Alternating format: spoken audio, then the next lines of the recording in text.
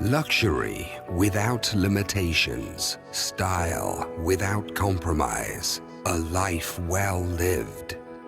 Welcome to Selling the Luxe Life, the only radio show that seeks out and highlights the deeply authentic and genuinely meaningful, unique luxury lifestyle experiences in Orange County. Bringing new and emerging premier products and services to discerning clients and connecting the affluent customer to the finer things in life.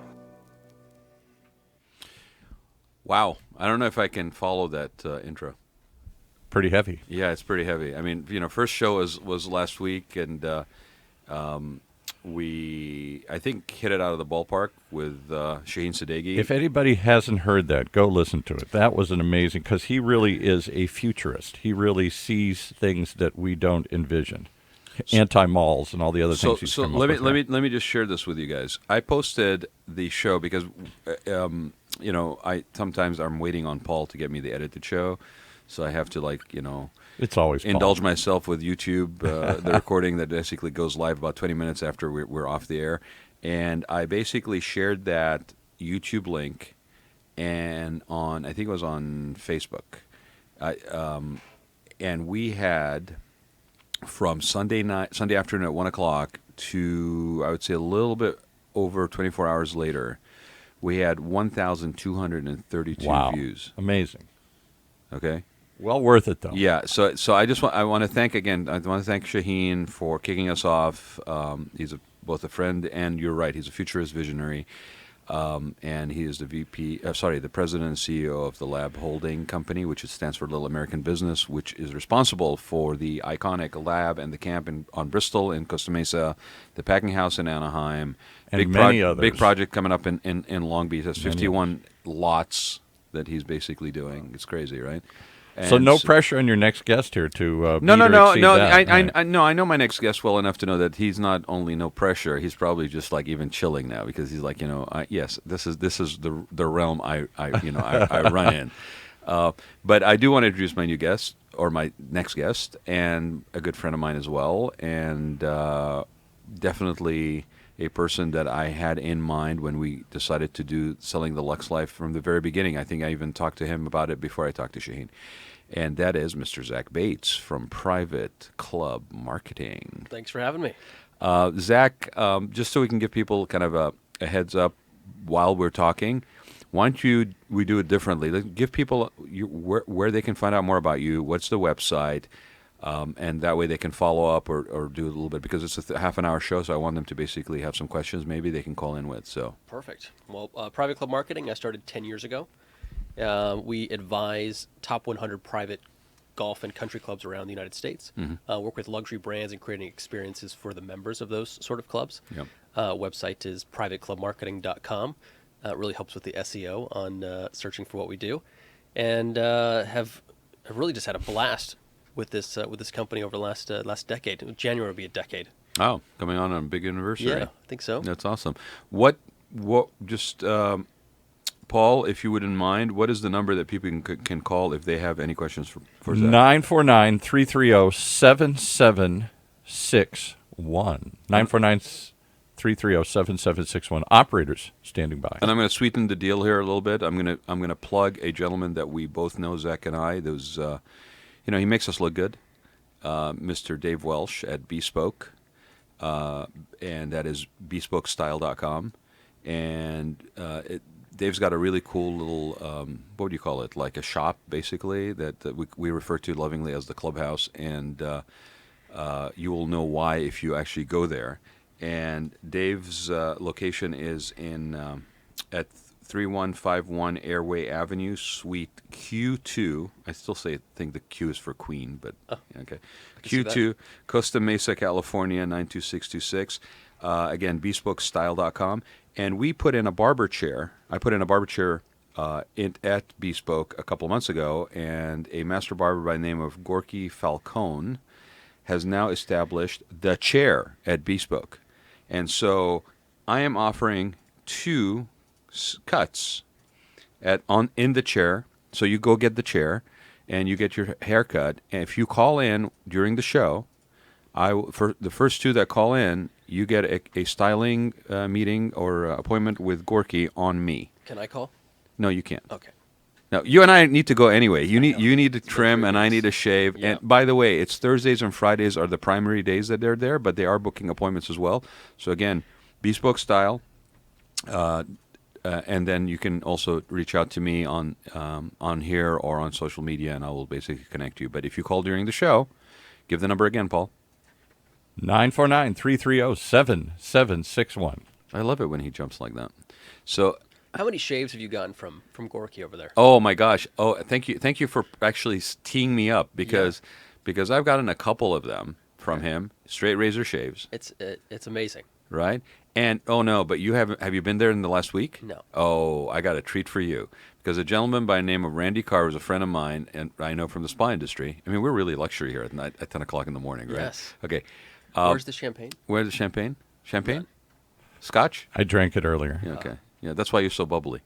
Okay, but what I did is I actually brought some product. Randy Carr has a company that basically do sprays for misting for like in the shower. So eucalyptus, lemongrass, eucalyptus, lavender, right? Gorky is now infusing his warm towels with eucalyptus and lemongrass or eucalyptus. You get your choice. Okay. And so basically, when you sit down and you get your straight razor shave, and it's usually about 2 or 3 rounds of warm towels, he gets the pores open, everything. They are now infused. I will tell you, Zach, I brought that stuff in and I sat down and he did it. I fell asleep.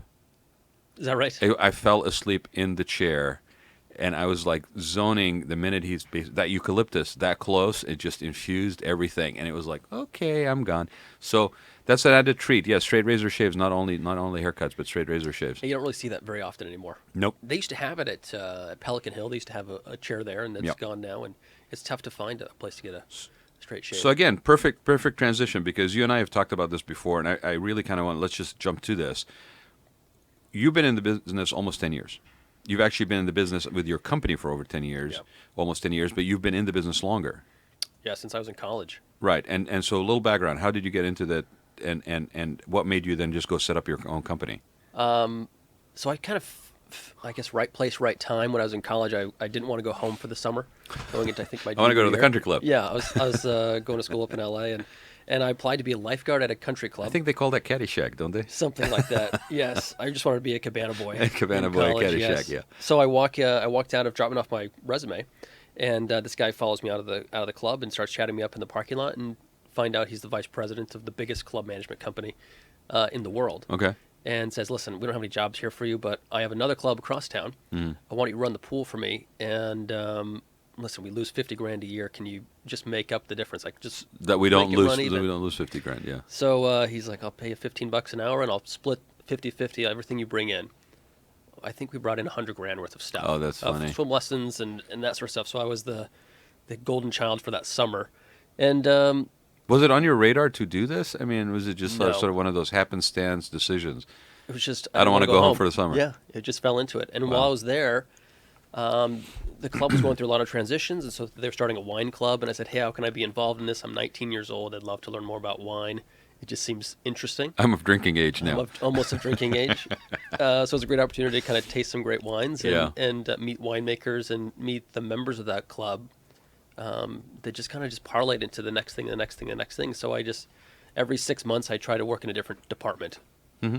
And so kind of got well-rounded and said, hey, this is high net worth individuals all over the place. They moved to Orange County 3-4 years later. Where were you before? I was at Braemar Country Club in Los Angeles. Okay. And then my wife and I bought a house, no job, moved to Orange County, started from scratch. Wow.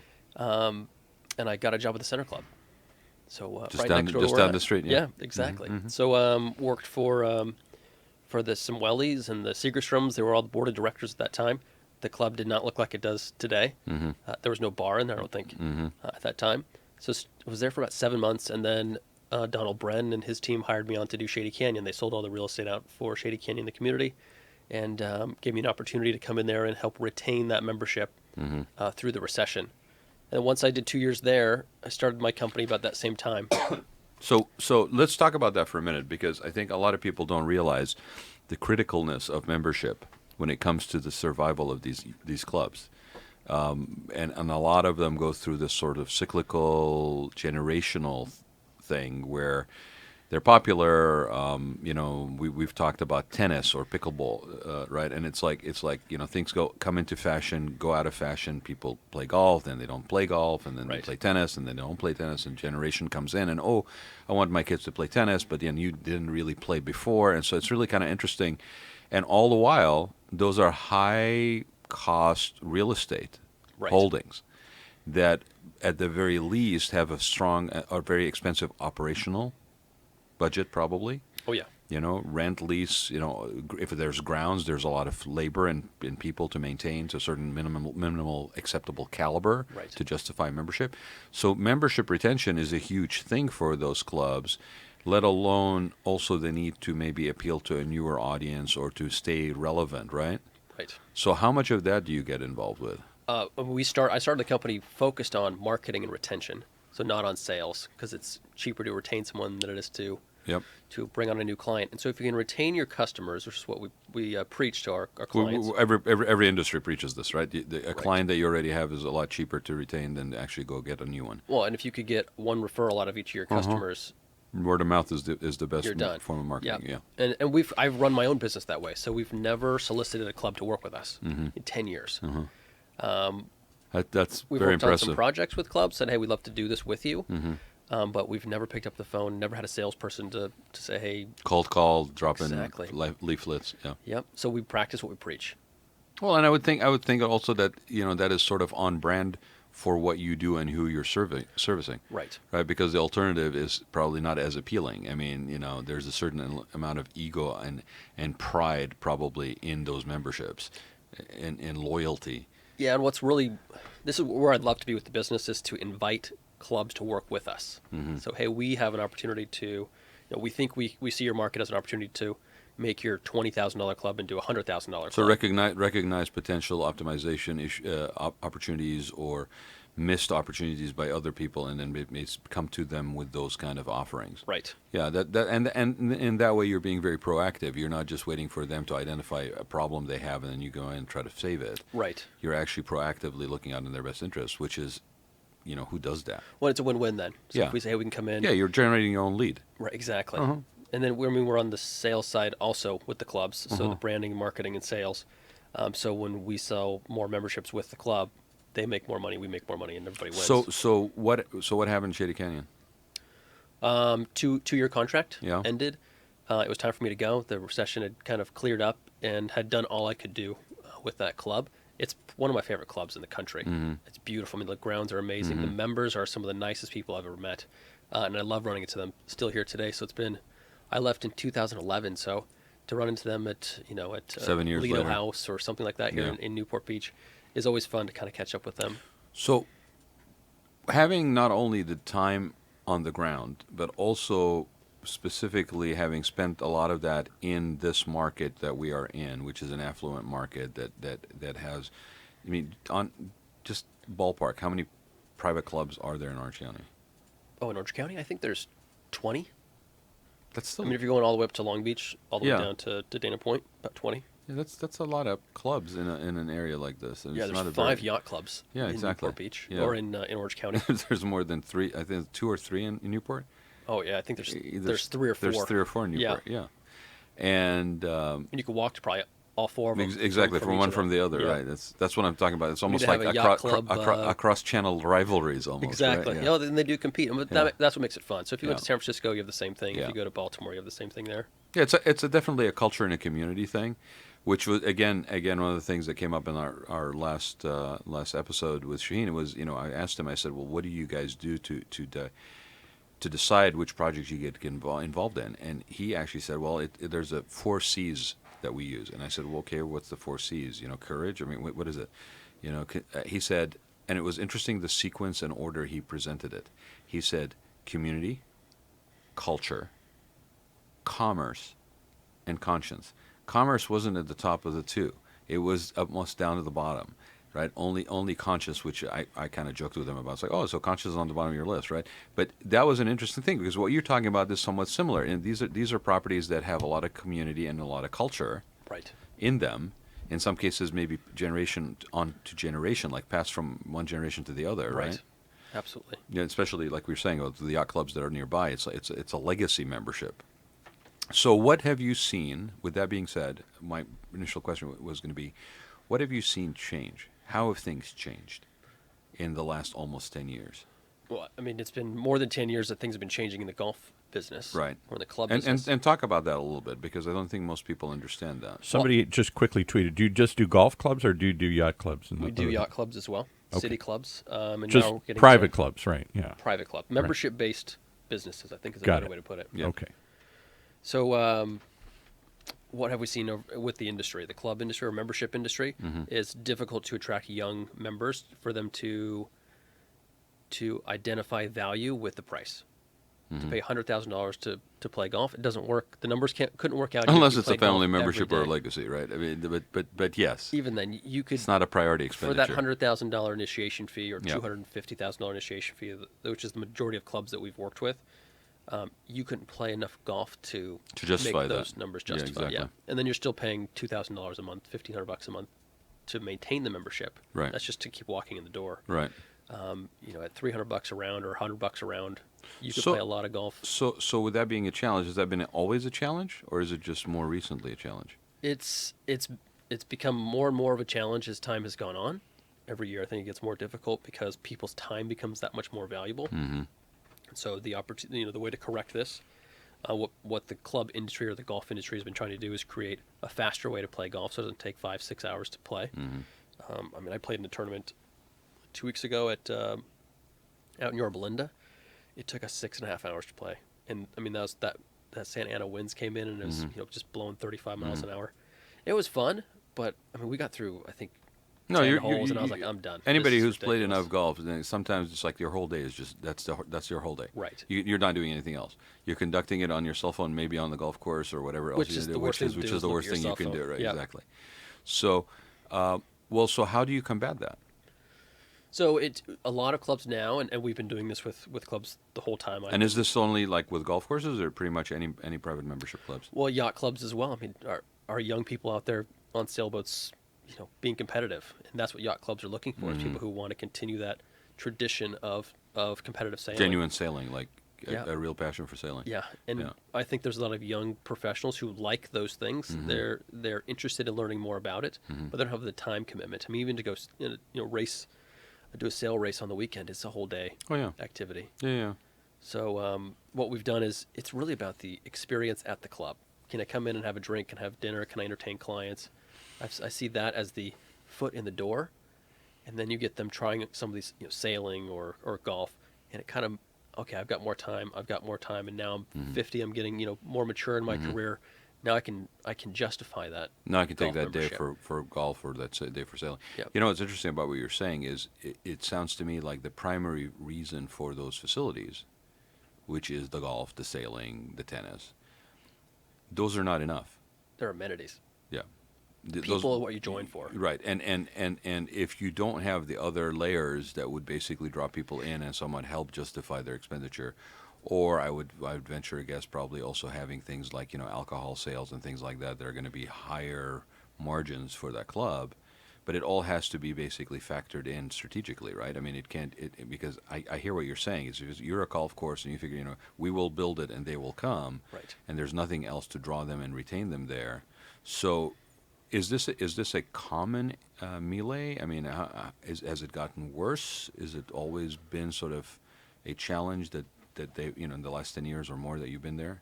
Oh yeah, it's always been a challenge. It's always been a challenge. To drive membership, which is great for our business, Yeah. right? Because there's Yeah. always clubs for us to Yeah. work with. But clubs are now spending the capital to I guess create those improvements. So adding a indoor driving range or hitting bays. Mm-hmm. So when it's cold in Chicago, you can still work on your There's game. still reason for me to be there. Right. And Topgolf has really made a big change in the industry because it's more it's about an experience. Versus, Right. you go there and spend an hour or 3 hours Right. and sit down and have a cocktail, have something to eat, and your friends are just hitting balls and you're playing different games. So what are you excited about with this industry that is looking forward? Is it just same stuff that you will continue to do? Or are there new ways or innovative ways that you're considering basically incorporating or implementing into your offerings? looking forward, what are you excited about? Because I mean, it's obvious, I think, to anybody who knows you and anybody who's probably listening in, that you genuinely have a passion for this. I love the fact that it was sort of happenstance accidental. Right. Hey, Zach, how did you get to be like a leader in your industry? Well, I didn't want to go home for the summer, right? Yeah. I mean, it's really true that there's a lot of these stories when you start digging in. It's like how funny is that? He said yes to not going home for the summer, and here he is 10 years later plus, and look at where he's doing. Oh, I was speaking at a conference about 4 or 5 years ago, and I hadn't seen that gentleman in quite a while, and so I flew to Scottsdale to speak with these other club professionals that had been in the industry for decades, and we're in the Q&A session, and hand raises up. This is for the Cabana Boy, and it was my old boss that hired me on in the parking lot. So quite embarrassing sitting next to presidents of big companies. And be referred to as the Cabana Boy? A Cabana Boy. You remember me? Yeah, I don't know, but you smiled probably, right? Oh, You it was smiled great to see him. I mean, he really was a great mentor. To give me that opportunity at 19 years old to be successful and letting me do it my way, not trying that's to a lot steer of me. that's a lot of faith and trust, man. It's That's trust. that's really cool. Yeah. So again, the question is, what are you excited about for this industry? I see a lot of changes on the city club side, which I think golf is starting to pick up on, and it's that Soho House type model where it's not about the price it costs to get into the club. It's about being invited to join, and then it's about the food, the entertainment, the experiential. So you go to West Hollywood to Soho House, or you go to Paul Allen, who just passed away, I think last week, is building the H Club in West Hollywood. You've got the Pacific Club, you've got the Center Club. It's a place to go and meet and hang out and entertain. So you're changing your business model. You're basically not putting it all on the actual membership necessarily, but you're doing the exclusivity of it by invitation, and then you're basically having all these other offerings for expenditure, which basically you're just shifting the where the money's coming from and through what vehicle. Yeah, we're just identifying what are. So I think this is interesting. In any business, Yeah. or most industries, they're looking at what their direct competitors are doing in their space. Yeah. I look at what competitors for that consumer are doing. So what the Ritz-Carlton's doing or what Mercedes-Benz is doing. And how can we bring it into this? What are they doing that's being successful? Yeah. Because we're all trying to get the Yeah. same dollars from that customer. Well, and going full circle, we'd start talking about with the barber chair, and you and I have talked about how there is a potentially, if it's done correctly, where you can bring in amenities and services like that again will add to that offering. I mean, a lot of people that, and we've said this on the show, I think on occasion, is even with the resort properties, a lot of times their sustainable bread and butter is based on membership. True. Right? Because we're a dues-based business. Right. It's about the 500 people paying $350 and having a month. minimal expenditure a month that basically, so that's how they basically leverage and know what their income's coming in, what their receivables are going to be, and how they can make decisions. Yeah, no, it's super critical, I think, for that. And a lot of people look at it and go, oh, that's just a it's a legacy situation, whatever. It's a pretty competitive industry, and I totally. I've seen you work, and I see what value you bring to those clubs, and that you actually go outside the box. It's not just a rote thing. I mean, it's almost like not to be coy, but it's a bespoke solution, basically, a custom tailored solution for those clubs individually. Yeah, we get about 2 or 3 calls a week from clubs or presidents of clubs that want to learn more about what we do, and can you send us over kind of the roadmap. But every club's different. It's the same, You got to measure them up. You got to cut them. What works in Newport Beach does not work in Omaha, Nebraska. I'll Look, tell you that. I know for a fact that you got 2 clubs that are in Newport Beach, right next to each other, literally, and both of them have a totally different direction of what needs to happen. Oh, right. And there's opportunities, and I won't say who, but there's opportunities where you could co-use utilities and facilities and maximize, but almost like good neighbors, basically supporting one another. Right. But it's a totally different suit that you're going to cut for one versus the other. Lastly, and I think we're going to run out of time here, but I wanted to also ask you, and I pre-warned you about this. So, for somebody who's listening to us, and this is pretty like this is pretty luxurious living. You guys are like roaming on golf courses and friggin' tennis courts, and hanging out by pools, and yachts, and all this There's stuff. some perks to the job, but I'm Right. probably in a boardroom more than I'm on the golf course. And you're on the phone, and you're behind the computer, and you're running around from one to the other, and it really is a lot of work, and it's a passion and a joy, which makes it enjoyable to do, but it is work. So, what for you is luxury? Luxury. For I mean, me. you're elbow deep in Yeah. at least around it. a lot on a daily basis. So what is luxury for you? Because I've been doing this for 10 years and worked with some major luxury brands Mm-hmm. and brands who used to be luxury that aren't so much anymore. Someone who mass produces an expensive handbag is no killed the longer- goose. Yeah. Right, They exactly. killed the goose, yeah. So I think to me, time is a great luxury, but I think it's also the craft. I mean, if you show me something that's barrel aged for 3 decades and goes through this entire process and this journey to where it is, and we'll just use Scotch as an example, or a cognac to say that it took 100 years for that to ever make it to someone's mouth is a great luxury. So it's the appreciation of what went into that for the 100 years, the care and the love and the passion that went into actually producing that and procuring it and putting it together and layering it. Not so much the price that goes with it, but all that it stands for. Price generally comes along with something that takes quite a process to build, be it a golf course or a hotel or a whiskey or a suit. Okay. And you get what you pay for, I think, a lot of the times. So, okay, and you just set yourself up for the next question because I'm going to end with this one. What is something that is not price sensitive or price reflective that you actually consider a luxury that you could almost not do without? Because we work with so many amazing properties, I mean, from hotels to golf clubs, the time that I get to go spend with my family to see what I've built with owners and developers and spend 3 days or a week or 2 weeks, that's invaluable. I mean, that is a luxury I couldn't live without. So being able to bring your family into something that you actually had impacted positively, that you enjoyed getting to a certain point, and now you basically get to share that with your family. Yeah, I mean, we worked with a client up in Napa, in the Napa area. Yeah. And this is probably 4 or 5 years ago. Invited my parents to come stay with us at this property, and they were blown away. They love going to Napa. They love wine country, and they'd never been there, never heard of this place. And it's private club, and they treat you like just a king. But they're not doing anything super special. They know your name. They know what you like to drink. They set up, they do the research ahead of time. So it's quite a special treat. But it allowed you to actually share that. Exactly. Yeah, that's awesome. Yep. Well, Zack, I know you weren't feeling well. I'm glad that you are feeling better. I'm Thank you. really happy that you were able to make it today and be on this on Selling the Luxe Life. I really will look forward to seeing what else comes. On to the next thing. On to the next thing. Yes. Thanks so much. Thanks, buddy, for being Thank here. you. You too. Thank you for joining us this week on Selling the Luxe Life. We hope you enjoyed the show and look forward to hearing your thoughts and feedback via email on our social media platforms. Be sure to tune in next time as we continue discussing life's luxuries that inspire us while showcasing members of the Orange County community that share our same passion for sophisticated living.